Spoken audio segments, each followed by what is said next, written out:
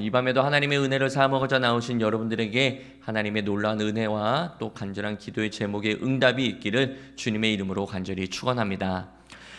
하나님께서 북이스라엘이 과거 다윗과 솔로몬이 이스라엘을 통치했던 황금 시대와 같던 그 시대와 견줄 만큼 북이스라엘이 아주 번성한 그리고 아주 평화로웠던 그러한 그렇게 하나님의 은혜를 어쩌면 누리고 있었을 그때에 하나님께서 호세아를 선지자로 부르셨습니다. 왜냐하면 이스라엘이 그 어느 때보다도 사회적이거나 정치적이거나 경제적으로 크게 번영하였은지는 몰라도 영적으로는 종교적으로는 너무나도 죄악이 가득했던 시대였기 때문이죠. 그 어느 때보다도 더욱 그리고 어느 때보다도 가장 타락했던 시기가 바로 여로보암이 다스리고 있었던 이 북이스라엘이었다라는 것이죠. 그래서 하나님께서는 호세아를 선지자로 부르셨던 것입니다. 그들은 여호와를 섬기는 동시에 다른 이방 신들도 함께 겸하여 섬겼습니다. 혼합주의적 종교 생활이 아주 일삼았던 그러한 시대였다라는 것이죠. 그들의 삶은 이미 하나님으로부터는 완전히 벗어난, 어쩌면 하나님과는 상관없는 그러한 삶을 살고 있었습니다. 사치와 방탕, 또 불의, 무자비함, 종교적 매춘 등 여러 가지 모습들이 하나님의 백성으로서는 거리가 먼 그러한 삶을 살고 있었다라는 것이죠. 그렇다고 해서 그들이 하나님을 완전히 떠났느냐? 그것은 또 아니었다라는 거예요. 소위 말해서 주일이면 교회에 나와서 예배를 드립니다. 하나님께 간절한 마음으로 찬양도 드리고 하나님께 때로는 간절히 기도도 했다라는 것이죠. 하지만 주일엔 교회를 가고 하나님께 기도를 하고 찬양을 했다고 해서 그것이 하나님을 향한 믿음의 행위는 아니었다라는 것이죠. 그들도 그렇게 열심과 열정으로 했지만 그 모두는 오직 자기 자신을 위해서, 자신의 가족의 안녕을 위해서, 또는 자신이 바라고 있는 그러한 것들의 그 바램을 위해서 그냥 행위적으로만 그렇게 겉으로만 그렇게 열심을 내었다라는 것이죠. 그래서 그들이 하나님을 찾았던 이유는 오직 복을 받기 위한 수단일 뿐, 하나님을 사랑하기 때문에 또는 하나님과의 깊은 영적 교제를 위해서 그러한 모습으로 하나님을 향한 사랑과 하나님을 찾는 그런 행위는 아니었다라는 것이죠. 그래서 하나님은 아수르에 의해서 멸망당한 BC 722년 경까지 약 40여 년 동안 호세아를 북이스라엘의 선지자로 세우셔서 그들에게 다시금 기회를 주시고자 했던 것입니다. 먼저 1절을 보면요, 우시야와 요담과 아하스와 히스기야가 이어 유다 왕이 된 시대, 곧 요아스의 아들 여로보암이 이스라엘 왕이 된 시대에 부엘리의 아들 호세아에게 임한 여호와의 말씀이다 라고 시작합니다. 그러니까 남쪽 유다는 이러한 왕들이 벌써 이어서 왕이 됐던 그 시대, 그리고 북이스라엘은 여로보암이 다스리던 그 시대에 부엘리의 아들 호세아를 하나님께서 부르셨다라는 것을 1절에 기록하고 있어요. 그런데 호세아는 자신이 부엘리의 아들이다라는 것만 언급하고 있지, 자신에 대해서 또는 어떻게 하나님께서 호세아를 부르셨는지에 관한 그런 어떠한 정보도 기록하고 있지 않음을 볼 수 있습니다. 이에 반면에 구약 성경에서의 많은 선지자들을 부를 때의 모습들을 보면은 하나님께서 그들을 어떻게 부르셨는지, 무엇을 위해 부르셨는지를 자세히 기록하고 있는 것을 볼 수 있습니다. 그래서 사무엘이라던가 사무엘이 어렸을 때의 모습을 통해서 하나님이 결국 부르시는 그러한 모습, 또는 에스겔, 예레미야, 이사야 등과 같은 그러한 선지자를 어떻게 부르셨고 그들은 어떠한 삶을 살았는지를 초반에 기록하고 있는 모습을 볼 수 있는데, 오늘 이 호세아는 그러한 배경이 전혀 없다라는 것이죠. 그러나 그에 비해 호세아는 다만 그냥 부엘리의 아들 호세아다, 이 정도로만 기록하고 있는 것을 볼 수 있습니다. 하지만 우린 그의 이름이 호세아, 즉 구원자, 이러한 상당한 의미심장한 이런 이름을 갖고 있는 것을 볼 수 있다라는 것이죠.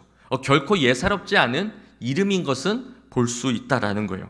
신약에 예수 또는 여호수아 그와 같은 구원자라는 이름의 뜻을 가졌다라는 것은 이것은 남다른 이름이다라는 거예요. 결코 이것이 그냥 쉽게 넘길 만한 이름은 아니다라는 것이죠. 이것에 많은 것을 내포하고 있다라는 겁니다. 이 이름에 뿐만 아니라 그의 삶을 통해서 우리가 예수 그리스도를 예표하고 있음을 또한 볼 수 있습니다. 우리가 호세아서 이 서를 잘 알고 있다라는 가정하에 하나님의 사랑을, 특별히 신랑 되신 예수 그리스도의 그 사랑을 이 호세아 선지자를 통해서 우리가 알 수 있다라는 것이죠. 즉, 이 호세아는 결국은 예수 그리스도를 예표하고 있다라는 것을 볼 수 있다라는 겁니다. 그의 삶을 통해서 또한 그가 가지고 있는 이름을 통해서 호세아는 결국 예수님을 의미하는 거다라는 것을 간접적으로 우리가 알 수 있다라는 것이죠. 2절은 어찌됐건 분명한 것은 하나님께서 그를 부르시고 그에게 말씀하셨다라는 거예요. 이것을 강조하기 위해서 호세아는 다른 그 어떤 서두도 남기지 않았다라는 것이죠.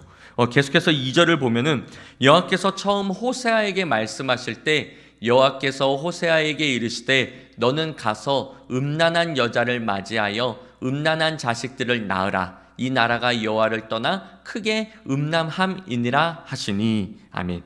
하나님께서 호세아에게 지금 뭐라고 명령하고 계십니까? 뭐라고 말씀하고 계셔요? 너는 가서 음란한 여자를 맞이하여 음란한 아들을, 음란한 자식들을 낳으래요. 여기서 말하는 음란한 여자라는 것은 오늘날로 표현하면 그냥 섹시한 여자 그런 게 아닙니다. 어쩌다 한번 그런 일을 하는 사람 그런 정도가 아니다라는 거죠. 여기서 말하는 음란한 여자라는 것은 날마다 지속적으로 음란의 행위를 범하고 있는 여인을 말하는 거예요. 얼마나 이 음란이 지속적이고 계속해서 했는지 웬만한 남자들이라면 이 여인을 다 알 정도다라는 것이죠. 음란한 세계에서 이 여인은 아주 유명한, 그냥 오늘날로 표현하면 셀럽과도 같은 그러한 사람이다라는 거예요. 예를 들면 우리 조선시대 유명한 기생들 중에 하나라는 것이죠. 이름만 들면 다 아는 그러한 기생, 마치, 논계, 황진이, 어우동, 이러한 여인들만 딱 들어도 어느 정도의 기생인지를 알 수 있듯이 이 고멜이라는 여인이 바로 그와 같은 유명한 음란한 여인이었다라는 거예요. 결혼을 하라고 하나님께서 명령하고 있습니다. 그러한 여인과 결혼을 하래요. 왜요? 2절에 계속해서 그 이유가 나와 있죠. 이 나라가 여호와를 떠나 크게 음란하였기 때문이다라는 거예요. 즉, 지금 북이스라엘의 음란함을 보여주기 위해서 지금 하나님께서 호세아에게 음란한 여자를 맞이하라라고 말씀하고 있다라는 것이죠. 그러니까 한마디로 말해서 시각적 교육을 하기 위해서 호세아에게 네가 희생해서 음란한 여인과 결혼을 하고 자식을 낳아라고 명령하고 있다라는 것이죠. 그렇게 함으로써 이스라엘 백성들로 하여금 다시금 깨닫게 하기 위함을, 그렇게 깨달음을 주고 싶으셨던 거예요. 하지만 그렇다고 해서 과연 이 음란한 여인과 결혼하는 것이 쉬운 일일까요? 인간적 생각으로 봤을 때 이건 결코 쉬운 일이 아니다라는 것이죠. 하나님의 거룩한 일을 감당하는 선지자로서 율법에서도 이렇게 음란한 여인을 피해야 될 것을 말씀하고 있는데 오히려 음란한 여인과 결혼을 하라니. 그리고 사회적 지위와 체면이 있는데 어찌 이러한 여인과 결혼을 할 수 있겠느냐라는 거예요. 제가 고멜과 결혼을 하니 오셔서 축하해 주십시오, 그런 청첩장을 어떻게 돌리겠느냐라는 것이죠. 결코 쉬운 일이 아니다라는 거예요. 만약에 이 호세아의 가족들이 알았다라면 어떻게 하겠습니까? 난리 그런 난리가 없겠죠. 도시락을 싸들면서 아마 뜯어 말렸을 거예요. 그런데 보세요.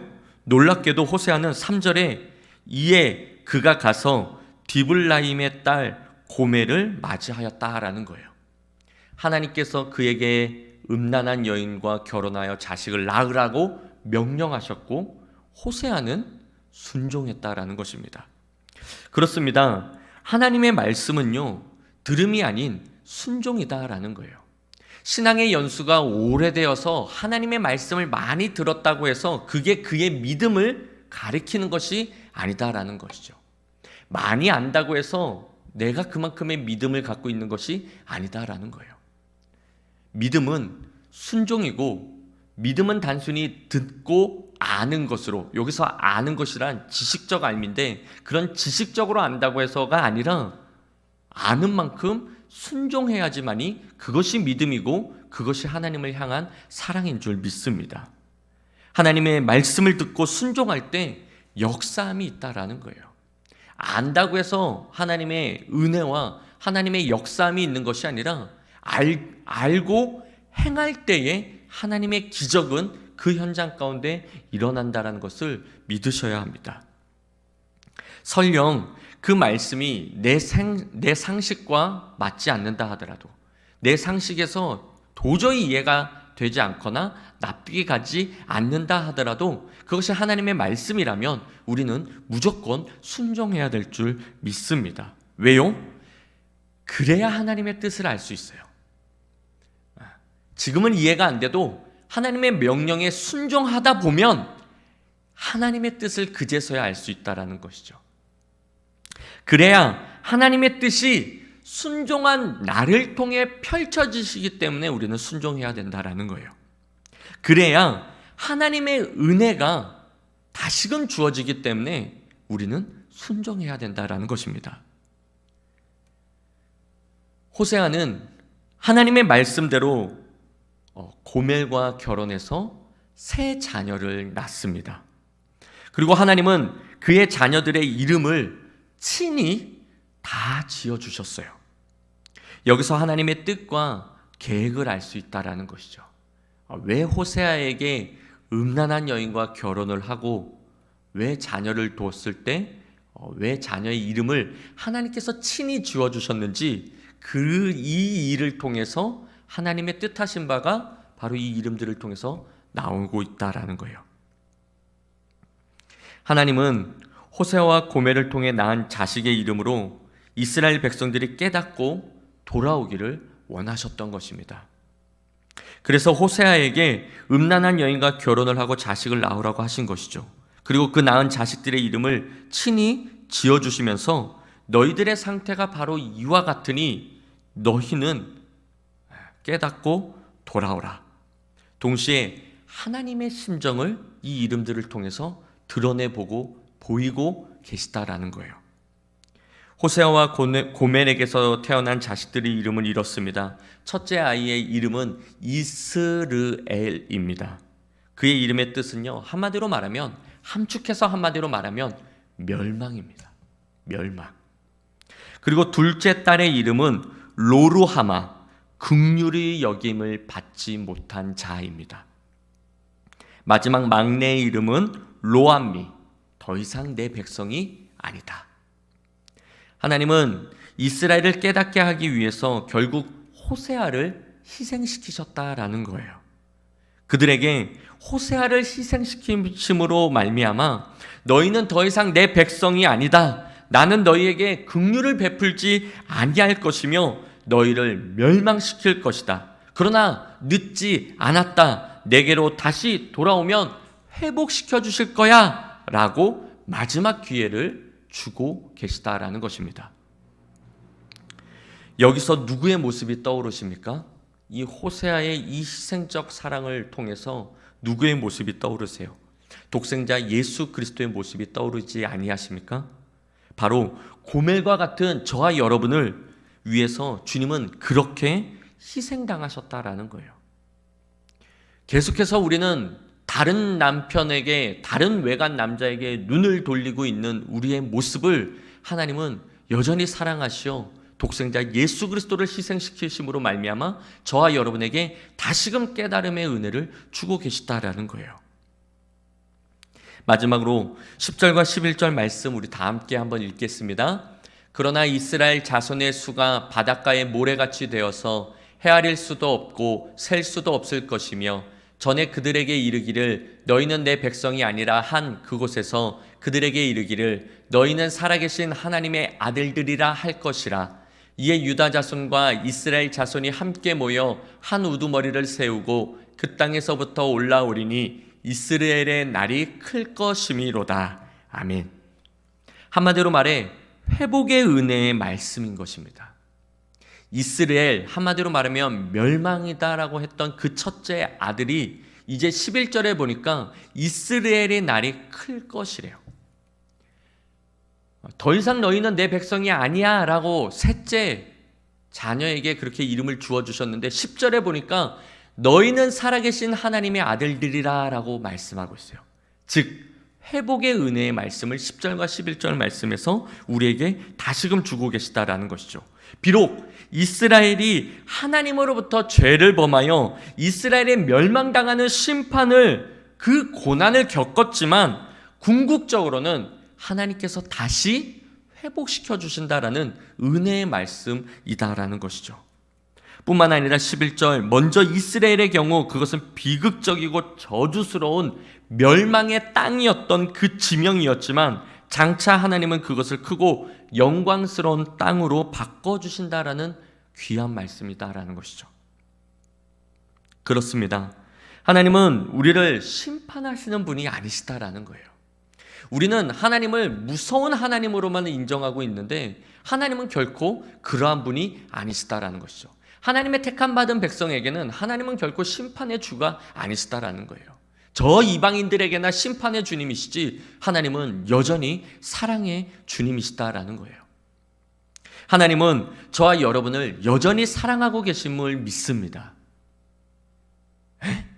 아멘이시죠? 제가 못 들은 거 아니죠? 네, 아멘이셔야 됩니다. 네. 우리는 잘 아는 말씀, 우리가 잘 아는 말씀, 요한복음 3장 16절 말씀 다시 한번 읽어볼게요. 하나님이 세상을 이처럼 사랑하사 독생자를 주셨으니 이는 그를 믿는 자마다 멸망하지 않고 영생을 얻게 하려 하심이라. 아멘. 하나님은 저와 여러분을 사랑하십니다. 고멜을 사랑했던 그 하나님은요, 저와 여러분도 사랑하신다라는 거예요. 고멜이 그 어떤 행위를 했기 때문에 하나님이 사랑하시고 다시금 기회를 주시는 것이 아님을 우리는 알 수 있죠. 우리가 뭘 해야지만이 하나님이 우리를 사랑하시는 분이 아니시다라는 거예요. 구원은 전적으로 하나님의 주권이고 전적인 하나님의 은혜와 사랑으로 이루어짐을 믿습니다.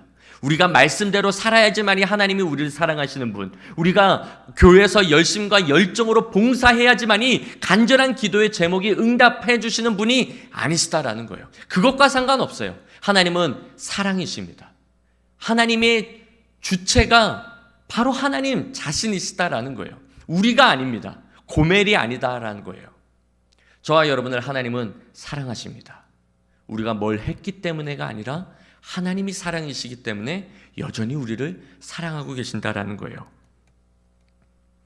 얼마나 저와 여러분을 사랑하시는지 독생자 예수 그리스도를 이 땅에 보내시고 십자가 위에서 죽으심으로 말미암아 그 사랑을 확증하셨대요. 로마서 5장 8절 말씀인데 중요한 말씀이니까 한 번 더 다 함께 읽겠습니다. 우리가 아직 죄인 되었을 때에 그리스도께서 우리를 위하여 죽으심으로 하나님께서 우리에 대한 자기의 사랑을 확증하셨느니라. 아멘. 그런데 저와 여러분이 그 신랑 되신 주님을 버리고 다른 남자에게 눈길을 돌리고 있었다라는 거예요. 과거 우리는요, 신랑 되신 예수님이 아닌 다른 외간 남자의 눈을 돌리고 있었다라는 것이죠.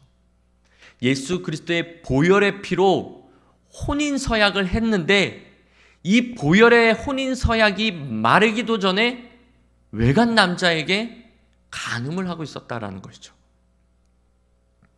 이스라엘 백성들이 출애굽하여 가나안 땅으로 가는 여정이 너무 힘든 나머지 하나님과 모세를 향하여 원망하던 사건이 있었습니다.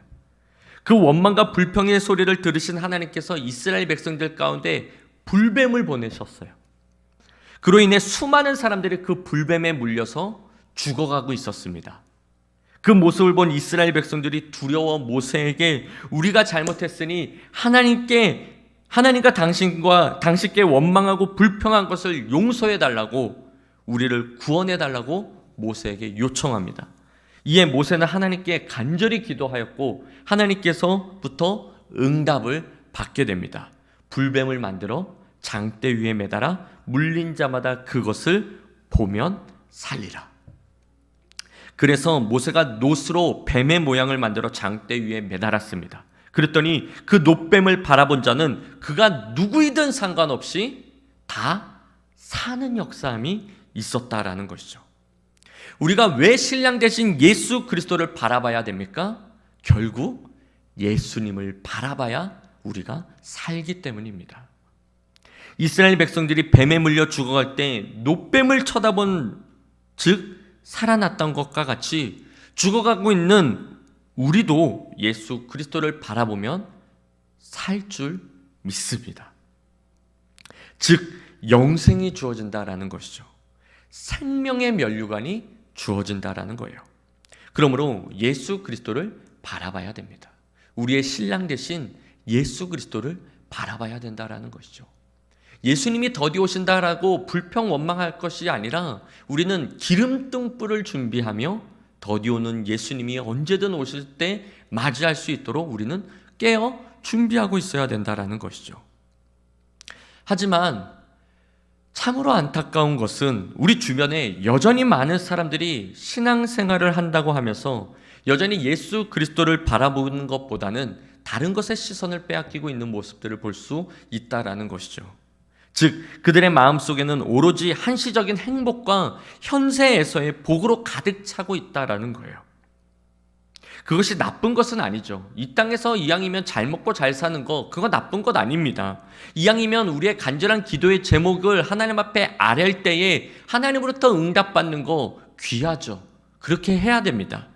그러나 우리 주님보다 그것이 더 사랑해야 될 대상은 될 수 없다라는 것이죠. 그 무엇보다도 우리 주님보다 더 사랑해야 될 그 존재는 없다라는 것입니다. 자식이 우리 주님보다 더 사랑의 대상이 될 수 없습니다. 가족이 우리 주님보다 더 사랑의 대상이 될 수 없다라는 거예요.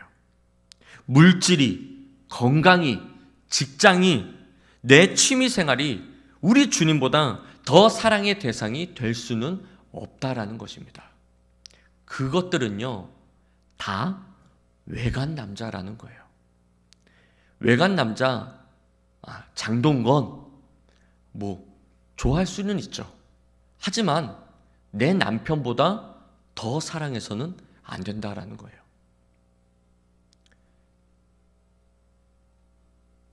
옛날 가수가 생각이 안 나서 2초간 정적이 흘렀는데, 나훈아 안 좋아하시나요?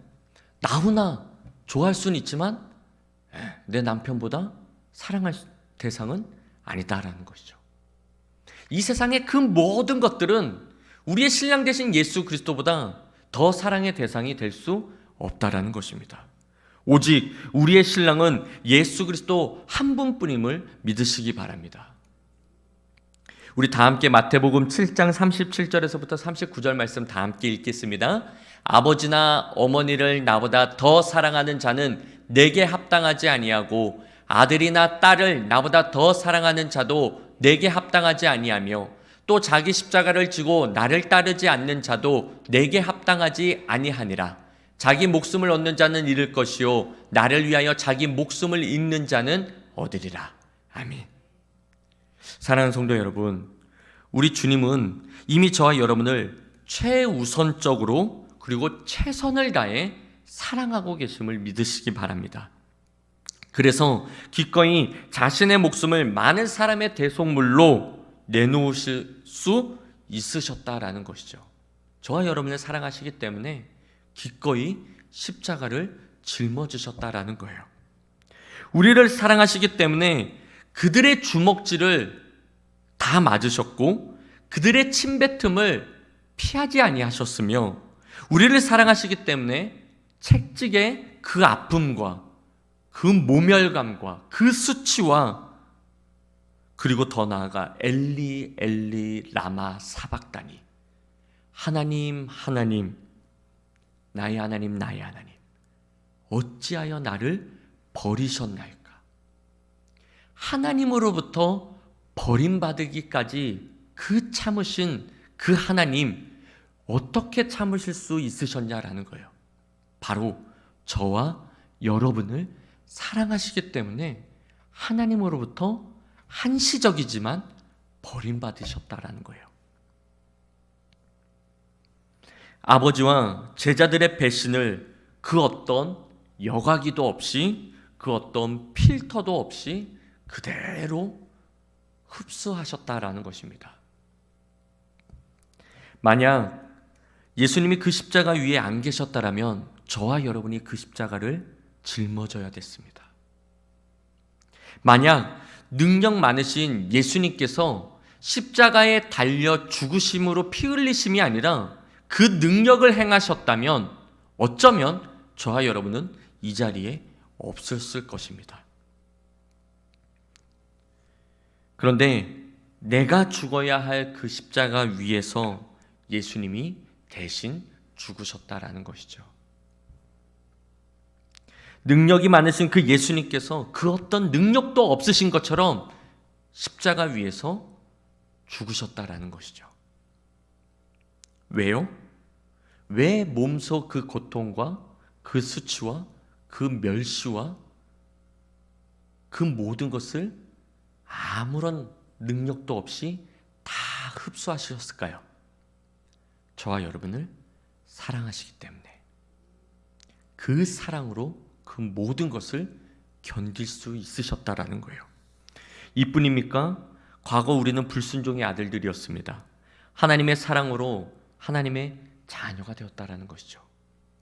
과거 우리는 사단의 종노릇하던 자들이었는데 하나님의 그 예수 그리스도의 그 사랑으로 우리를 출애굽시켜 주셨다라는 것이죠.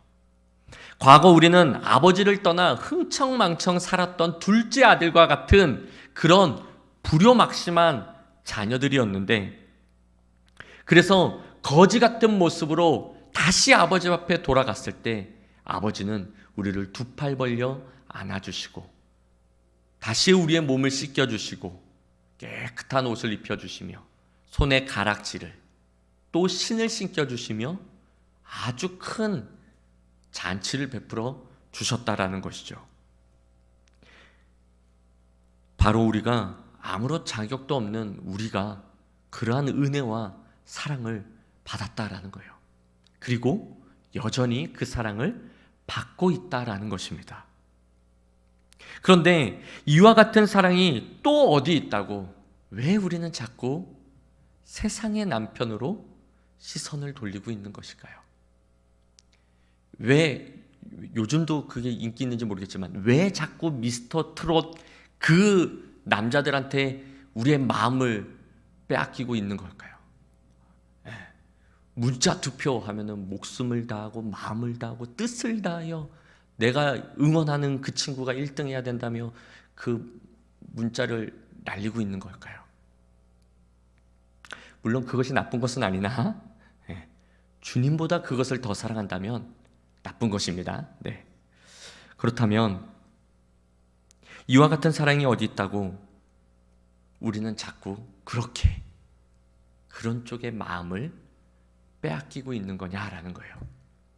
요즘 젊은 친구들의 그 언어를 빌리자면 어장 관리를 하고 있는 그리스도인들이 많은 것 같아요.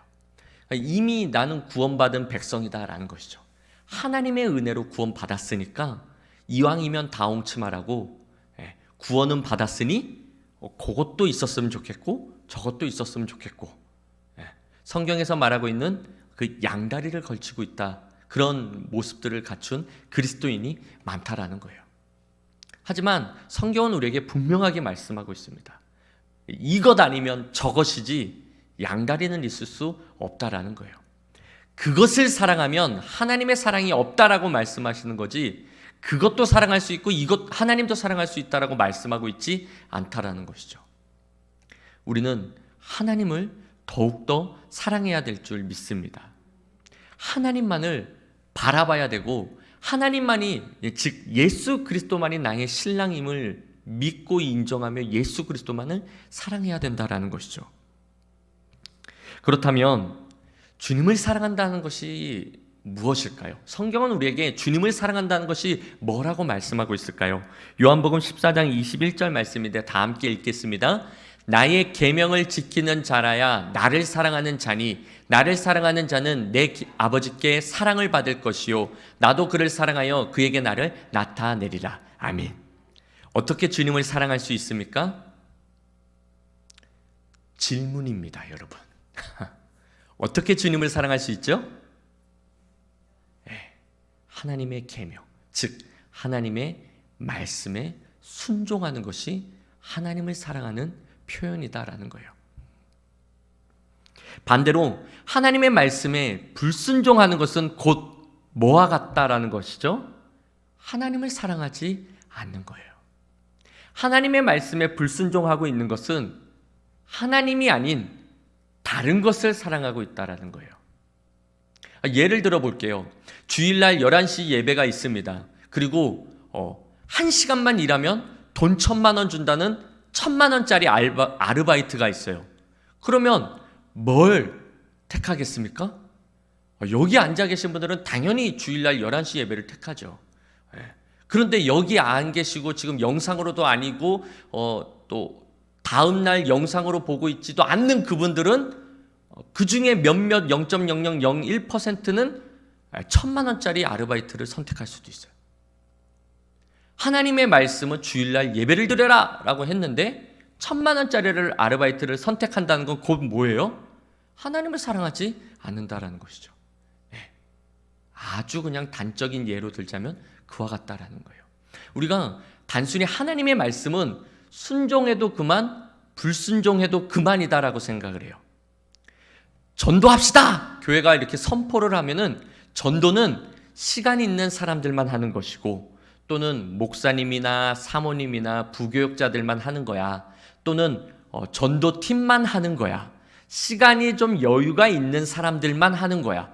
건강이 조금 좋은 사람들만 하는 거야 라고 생각하고 나는 시간이 없어서, 나는 몸이 조금 불편해서, 나는 이래서, 나는 저래서 하나님의 말씀에 행하지 못하고 있다라고 생각해요. 순종하면 복, 불순종하면 어쩔 수 없다라고 생각하는데 성경은 지금 뭐라고 말씀하고 있다라는 거예요? 하나님의 말씀에 불순종하면 하나님을 사랑하지 않는 것이래요. 하나님을 사랑하지 않으면 하나님의 사랑이 그에게 없대요. 무서운 말씀인 거죠. 하나님의 말씀을 불순종하는 것은 그냥 불순종했네? 끝? 이게 아니다라는 거예요. 여러분들 하나님을 사랑하시기를 주님의 이름으로 간절히 축원합니다. 바꿔 말해서 하나님의 말씀이라면 순종하십시오.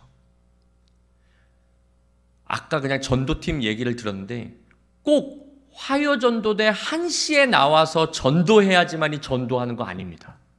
그렇죠? 방법은 많아요.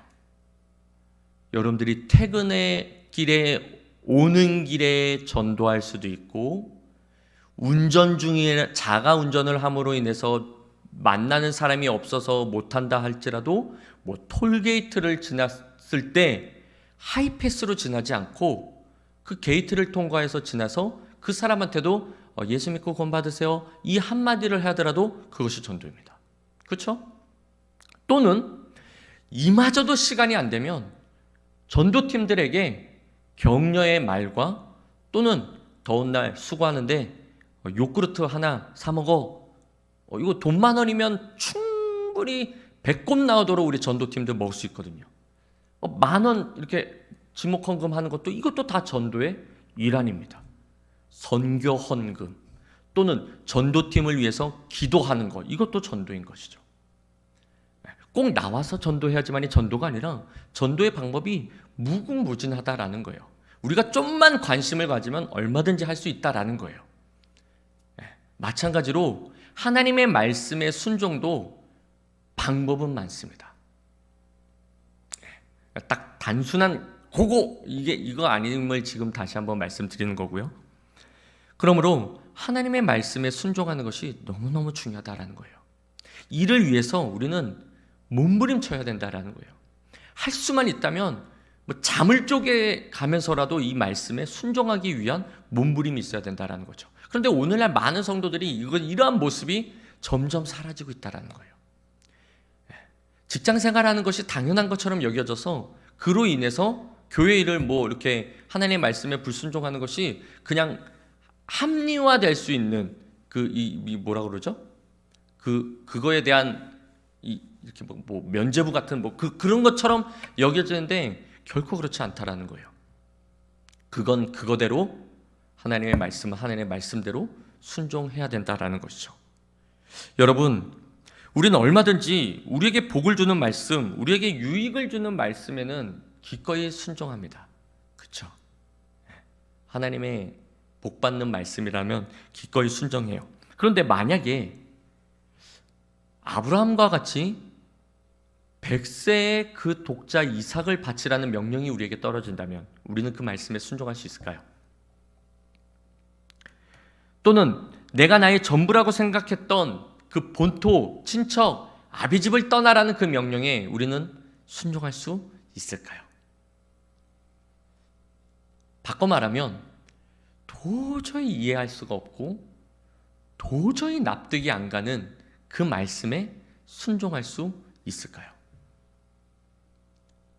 다른 측면에서 성경이 우리에게 주어지는 하나님의 말씀은 우리가 순종합니다. 성경에 기록된 말씀을 순종해요. 그렇다면 강단에서 선포되는 하나님의 말씀에 순종하냐 이거예요. 강단에서 선포되는 하나님의 말씀은 목사의 말인가요? 하나님의 말씀인가요? 성경에 기록된 것만 하나님의 말씀일까요? 우리는 이 말씀은, 성경에 기록된 말씀은 굉장히 중요하게 여겨지는데 강단에서 선포되는 말씀은 나랑 조금 안 맞으면 거부한다라는 것이죠. 이 강단에서 설령 저 초등학교 1학년 아이가 설교를 하더라도 하나님의 말씀으로 설교를 한다면 그것은 하나님의 말씀인 줄 믿습니다. 그 말씀에 우리는 그것이 정말 하나님의 말씀이라면 순종해야 돼요. 하나님의 말씀은 누가 전하든 어떠한 말씀이든 하나님의 말씀이라면 순종해야 된다라는 것이죠. 때론 손해가 따르고 때론 고통이 따르고 정말 이 호세아와 같이 음란한 여인과 결혼하라라는 그 명령이 떨어진다 하더라도 심지어 스데반처럼 그저 복음을 전했는데 돌에 맞아 죽는다 하더라도 하나님의 명령이라면 우리는 기꺼이 복음을 전해야 됩니다. 심지어 예수님처럼 알몸으로 십자가에 달려 죽으라는 것이 하나님의 명령이라면 우리는 달려 죽어야 되는 것이에요. 왜요? 저와 여러분은 우리 주님을 뜨겁게 사랑하기 때문이죠.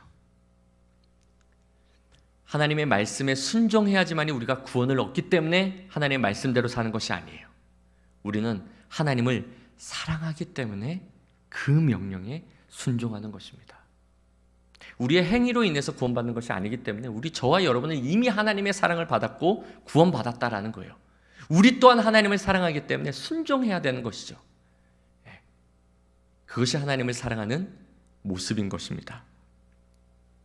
주님을 위해서라면 기꺼이 우리 목숨도 내놓을 수 있기 때문에 우리는 하나님의 말씀에 순종한다라는 것이죠. 뿐만 아니라 우리에겐 부활과 오늘 본문의 마지막처럼 회복의 역사함이 있는 그 소망을 품고 우리가 살아가고 있기 때문에 우리는 그 말씀에 순종한다라는 거예요. 하나님은 저와 여러분을 그 무엇보다도 뜨겁게 사랑하십니다. 아멘이시죠? 아멘. 그리고 결코 신랑이 없는 여인처럼 홀로 내버려 두지 않으신다라는 거예요. 그러므로 우리 주님만을 사랑하는 저와 여러분들이 되시기를 주님의 이름으로 간절히 축원합니다. 이전보다 더욱 뜨겁게 사랑하십시오. 에베소 교회처럼 언제부턴지 주님을 향한 그 처음 사랑이 잃어버렸는지도 모를 정도로 무감각 속에 살아가는 것이 아니라 날마다 하나님의 말씀에 순종함으로 하나님을 사랑하는 그 표현을 함으로 인해서 우리의 사랑이 날로 날로 뜨거워지기를, 날로 날로 깊어지기를 주님의 이름으로 간절히 축원합니다. 그래서 하나님으로부터 은혜와 사랑이 내가 하나님의 말씀에 순종했기 때문에 하나님이 나를 사랑하는 것이 아니라 내가 하나님의 말씀에 순종함으로 하나님의 그 사랑이 느껴지는 거예요. 다시금 느껴지는 거라는 것이죠.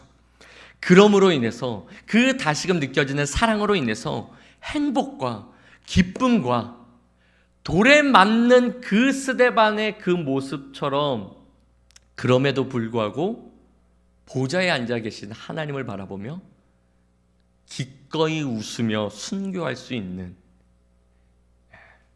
하나님의 사랑을 충만하게 받으면 돌에 맞아 피가 철철 난다 하더라도 웃으며 죽을 수 있다는 것이죠.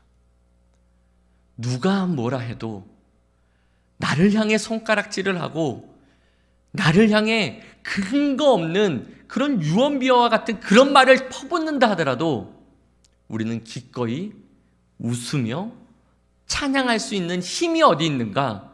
하나님의 말씀에 순종했을 때 하나님의 사랑이 더딥혀짐으로 말미암아 우리가 그렇게 웃을 수 있다는 것이죠.